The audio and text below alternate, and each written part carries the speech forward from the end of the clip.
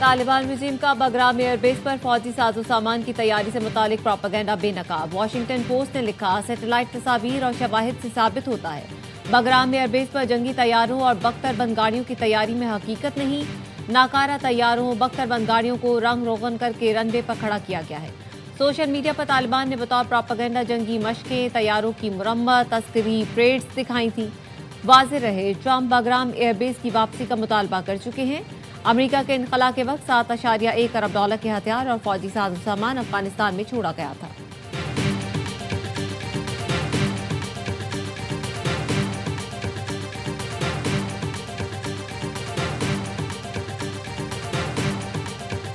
हमने 3 चीजों को फौरन कंट्रोल कर लिया। Anti money laundering, counter financing of terrorism. Her platform के लिए गो AML रजिस्ट्रेशन और फाइनेंशियल मॉनिटरिंग यूनिट के साथ डायरेक्ट लिंकेजेस लाजमी है। ओनरशिप और कंट्रोल की ट्रांसपेरेंसी। पाकिस्तान ने पहली बार आलमी एक्सचेंजेस के लिए मुनज़्ज़म, शफाफ और आलमी मयार का रास्ता खोल दिया। वज़ीर आज़म के मुआविन खुसूसी बिलाल बिन साकिब कहते हैं, बाइनेंस HTX को NOC का इजरा नई सोच का अमली कदम है। ये इक़दाम नई सोच की अक्कासी और इदारा जाती तब्दीली है। फ्रेमवर्क के तहत एंटी मनी लॉन्ड्रिंग, दहशतगर्दी की माली मुआवनत की निगरानी मुमकिन होगी। पाकिस्तान में 3 से 4 करोड़ क्रिप्टो सार्फिन हैं। पाकिस्तान का शुमार क्रिप्टो अपनाने वाले 3 ममालिक में होता है।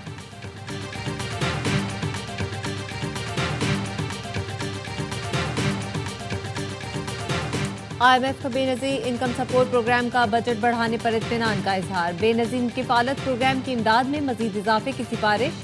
IMF का कहना है, बैनुल-अक़वामी मयार के मुकाबले में प्रोग्राम की रकम कम है। सारिफीन की कुव्वत खरीद बरकरार रखने के लिए मराहत में मुनासिब इजाफा किया जा रहा है। फंड के बजट में इमदादी प्रोग्राम्स पर अखराजात में 20% इजाफा शामिल है। गैर मशरूत नकद इमदाद की रकम 13,500 से बढ़ाकर 14,500 रुपये की जाए। IMF ने कहा, रियल स्टेट एजेंट्स, कीमती पत्थरों और धातों के कारोबार करने वाले भी मनी लॉन्ड्रिंग की निगरानी के दायरे में आएंगे। कौमी जायजा रिपोर्ट अपडेट करके मार्च 2026 तक जारी की जाएगी। एंटी मनी लॉन्ड्रिंग का निज़ाम मुअस्सर बनाने से माली निज़ाम बेहतर होगा।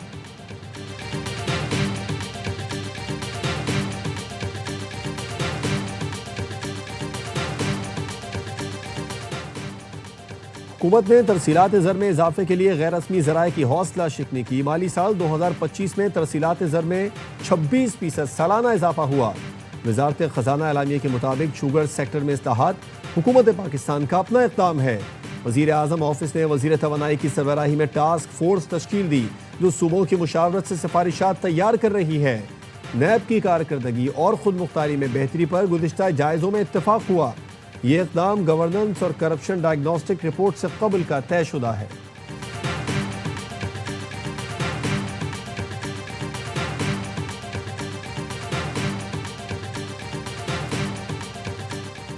नायब वज़ीर आज़म इसहाक डार की अबूधाबी में बरतानवी हममंसब से मुलाकात। पाकिस्तान बरतानिया ताल्लुकात और आलमी उमूर पर तबादला ख्याल। इसहाक डार पोलैंड के नायब वज़ीर आज़म से भी मिले। नायब वज़ीर आज़म ने मिस्र और अज़रबैजान के वज़राए ख़ारजा से भी मुलाकात की। ताल्लुकात मज़ीद मजबूत बनाने मुश्तरका उमूर पर बातचीत हुई। इसहाक डार सरबनियाज फोरम में शिरकत के लिए अबूधाबी में मौजूद हैं।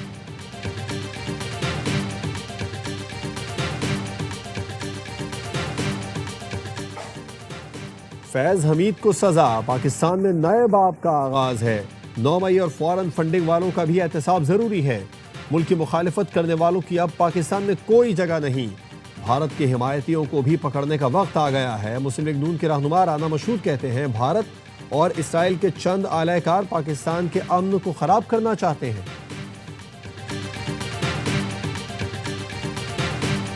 वज़ीर आला सिंध मुराद अली शाह का अमली कैंप से नुमाइश तक रेड लाइन मंसूबे का दौरा। ब्रीफिंग के दौरान बताया गया, रेड लाइन के फेज़ 1 की तामीराती मुद्दत इब्तदाई तौर पर 2 साल, जबकि नज़रसानी के बाद ये मुद्दत 4.5 साल मुकर्रर की गई। फेज़ 2 की मुद्दत 6 साल मुकर्रर है। काम का आगाज मई 2022 में हुआ था। वज़ीर आला सिंध का कहना था, रेड लाइन सिंध हुकूमत का अहम और स्ट्रेटेजिक मंसूबा है।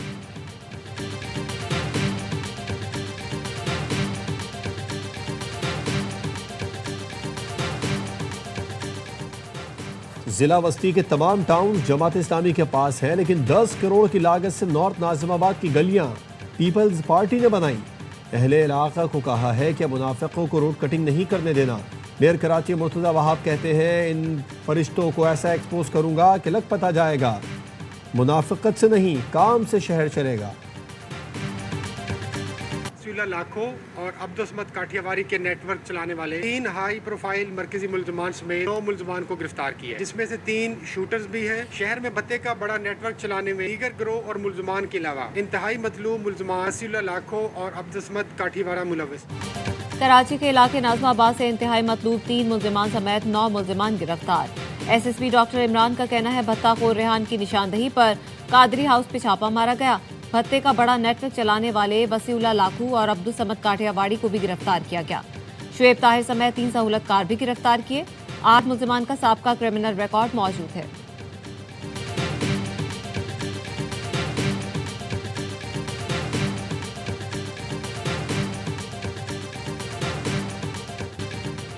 अंडर 19 एशिया कप में पाकिस्तान अपने दूसरे मैच में रिवायती हरीफ भारत से मद्दे मुकाबिल।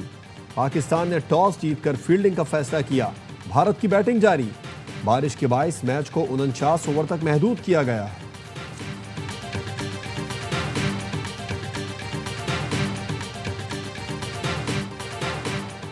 पाकिस्तान सुपर लीग के लंदन के बाद न्यूयॉर्क में भी चर्चे। न्यूयॉर्क में खुसूसी तकरीब चेयरमैन PCB मोहसिन नकवी, साबिक कप्तान वसीम अकरम, रमीज रादा, टेस्ट कप्तान शान मसूद, T20 कप्तान सलमान आगा, सऊद शकील, साइम अयूब, फहीम अशरफ और अबरार अहमद की शिरकत। गुलूकार अली जफर ने रोड शो में आवाज़ का जादू जगाया। शायकीन क्रिकेट के लिए PSL की चमचमाती ट्रॉफी आज टाइम्स स्क्वायर ले जाई जाएगी।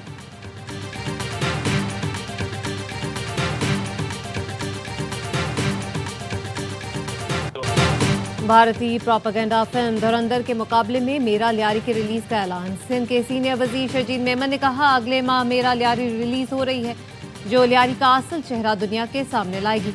भारतीय फिल्म धुरंधर पाकिस्तान के खिलाफ मनफी प्रोपेगेंडे की वाज़ेह मिसाल है, जिसमें खास तौर पर लियारी को निशाना बनाया गया है। लियारी तशद्दुद नहीं बल्कि सकाफत, अमन, सलाहियत और मज़ाहमत की अलामत है। मुर्तज़ा वहाब ने लियारी पर बनने वाली फिल्म पीपल्स पार्टी के खिलाफ साजिश करार दी थी। मेयर कराची ने कहा, भारत फिल्म बनाकर बिलावल को टारगेट करने की कोशिश कर रहा है। भारत जंगी मैदान में हार गया तो फिल्मी मैदान शुरू कर दिया।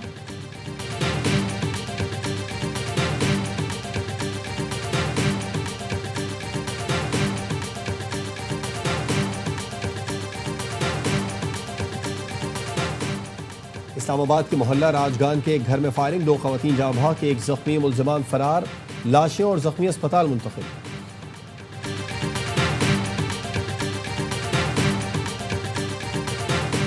मुल्क भर में साल की आखिरी कौमी इंसदादे पोलियो मुहिम का आगाज कल से होगा। नेशनल EOC के मुताबिक इंसदादे पोलियो मुहिम के दौरान 4 करोड़ 50 लाख से ज्यादा बच्चों को पोलियो से बचाव के कत्ते पिलाए जाएंगे। इंसदादे पोलियो मुहिम 21 दिसंबर तक जारी रहेगी।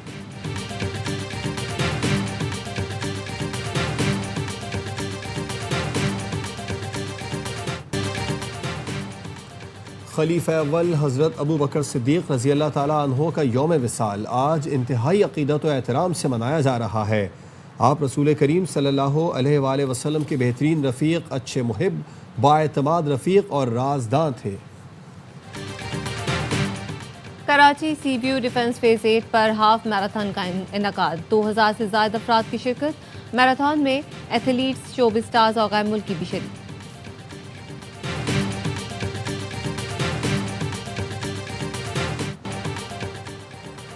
जल मक्सी डेजर्ट जीप रैली का फाइनल राउंड, दिफाई चैंपियन नादिर मक्सी, जाफर खान मक्सी, फैसल शादी खेल, साहिबजादा सुल्तान समेत रेसर्स स्टार्टिंग पॉइंट से रवाना।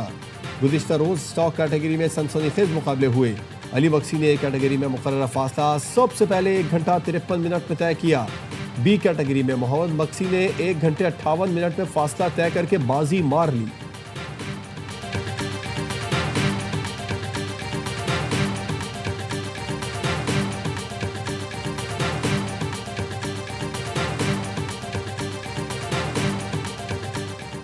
रूस का यूक्रेन पर हाइपरसोनिक मिसाइलों से हमला। रूस का कहना है, कार्रवाई यूक्रेन के हमलों के जवाब में की गई। यूक्रेन की फौजी और तवानाई तंसीबात को निशाना बनाया गया। यूक्रेनी सदर व्लादिमीर ज़ेलेंस्की कहते हैं, रूसी हमले से दर्जनों शहरी तंसीबात को नुकसान पहुंचा।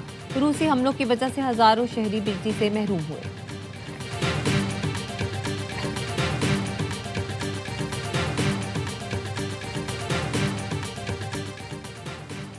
ट्रंप के जंगबंदी के ऐलान के बावजूद कंबोडिया और थाईलैंड के दरमियान झड़पें न रुकी। कंबोडिया के हमलों में 4 थाई फौजी हलाक। एक हफ्ते से जारी लड़ाई में हलाकतों की तादाद 15 हो गई। थाईलैंड के निगरान वजीर आजम का कहना है कंबोडिया के साथ जंगबंदी नहीं हुई। कंबोडिया के साथ मुतनाज़ सरहद पर लड़ाई जारी रहेगी। कंबोडिया ने थाईलैंड के साथ तमाम सरहदी गुजरगाहों को बंद कर दिया। कंबोडिया के हुकाम का कहना है हमलों में मुतअद्दिद शहरी हलाक हुए और इंफ्रास्ट्रक्चर को नुकसान पहुंचा।